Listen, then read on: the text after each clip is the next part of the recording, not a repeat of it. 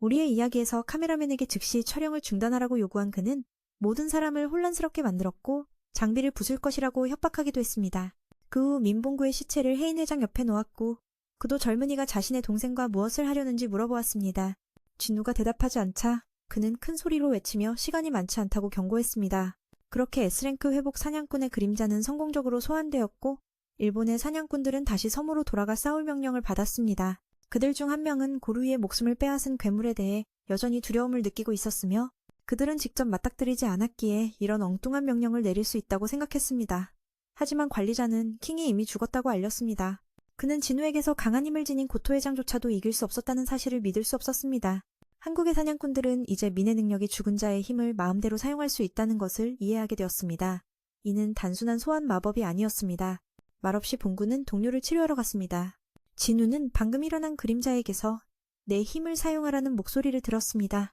민 봉구는 그의 능력으로 해인의 손상된 내부 장기를 신속하게 회복시켰습니다. 이제 그는 S랭크 회복 사냥꾼의 인물에 대해 새로운 시각을 가지게 되었습니다.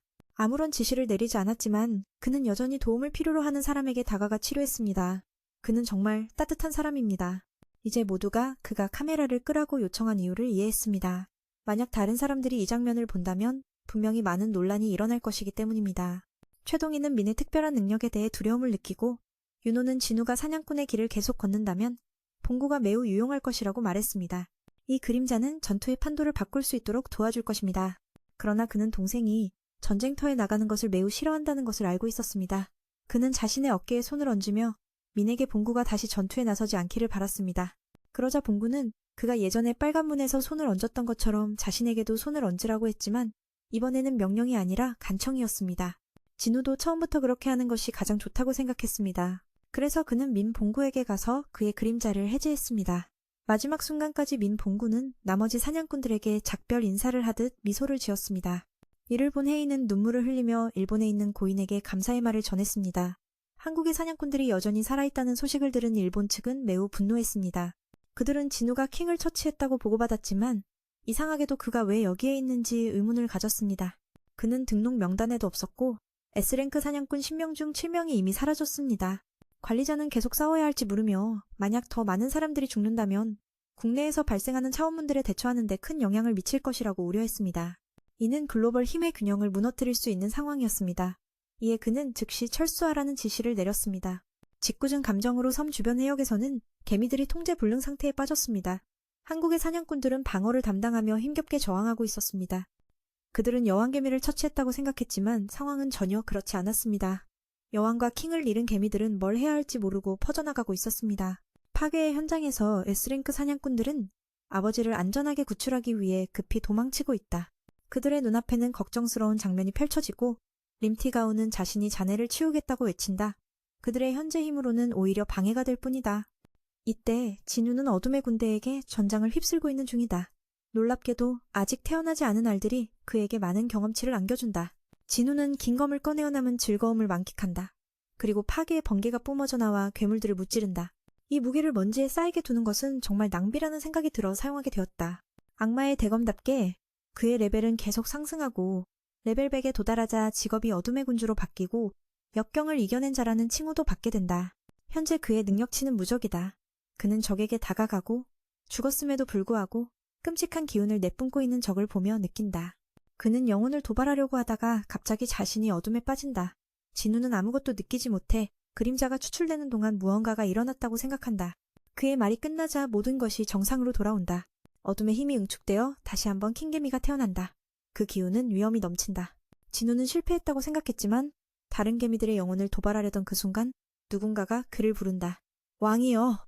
진우는 처음으로 어둠의 군대가 대화하는 걸 보고 깜짝 놀란다. 그는 왜 개미가 말을 할 수 있는지 궁금해한다. 킹개미는 무릎을 꿇고 자신의 상태를 보여준다. 그는 장군급인 것으로 보인다. 진우는 그를 죽였음에도 불구하고 여전히 복종할 수 있는 이유를 묻는다. 킹개미는 매우 지혜로운 대답을 하며 자신은 죽은 것이 아니라 왕의 힘으로 재탄생했다고 말한다. 현재 그의 몸은 진정한 왕을 섬길 수 있음에 기뻐하고 있다. 진우는 그의 말에 감동하며 그에게 베루라는 이름을 붙인다.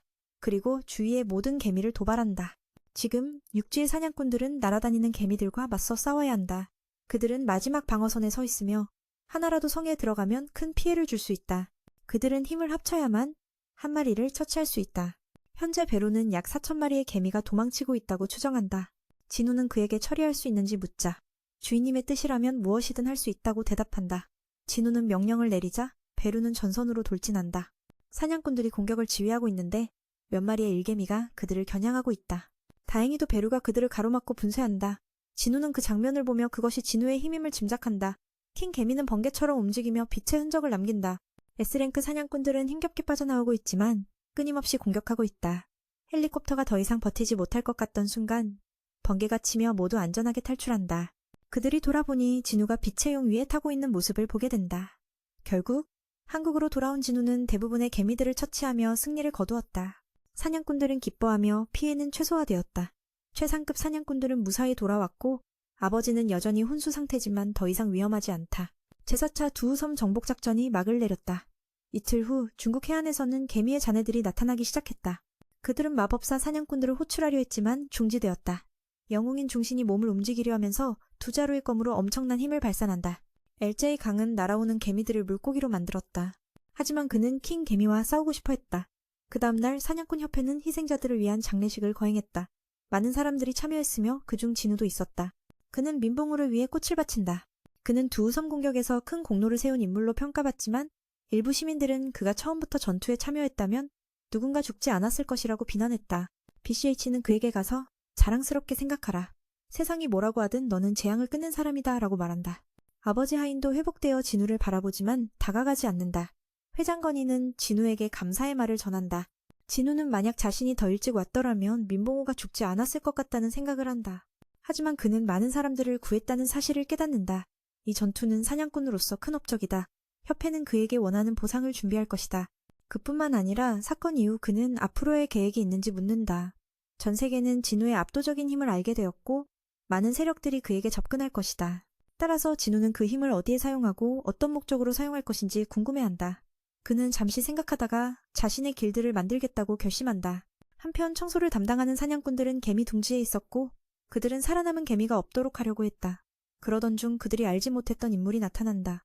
라카는 짐승의 황제로 그들 앞에서 사라질 계획을 세우고 있었다. 그러자 시에랏이 모든 것을 잠재우며 그들을 깊은 잠에 빠뜨린다. 그들은 어둠의 황제의 힘을 검증하기 위해 여기에 왔다. 두 황제는 그가 인류를 구하는 것을 믿을 수 없었다. 라카는 친구에게 어둠의 황제에게 물어보지 않을래? 라고 말한다. 시에랏은 여기서 만날 수 있다면 이라고 생각한다. 사냥이 계획대로 진행되었고 얼음 황제는 누구와도 연관되기를 원하지 않아 즉시 떠났다. 두 황제가 떠난 후 진우의 아버지 모습이 드러난다. 진우는 지금 교통체증에 갇혀있다. 진우는 형에게 자신의 길드에 대해 묻고 회장 건희는 설립 요청을 수락했다. 그 소식을 듣고 그는 즉시 참여를 요구하지만 진우는 전화를 끊는다. 마침 회장이 전화를 걸어와 진우에게 포탈 문제를 해결해달라고 요청한다. 그의 눈앞에 B랭크 포탈이 나타났다. 진우는 혼자서 신속히 정복하겠다고 나선다. 사냥꾼들이 도착하기를 기다리느라 시간을 낭비하고 싶지 않다. 그가 들어가자마자 포탈은 이전처럼 빨간색으로 변한다.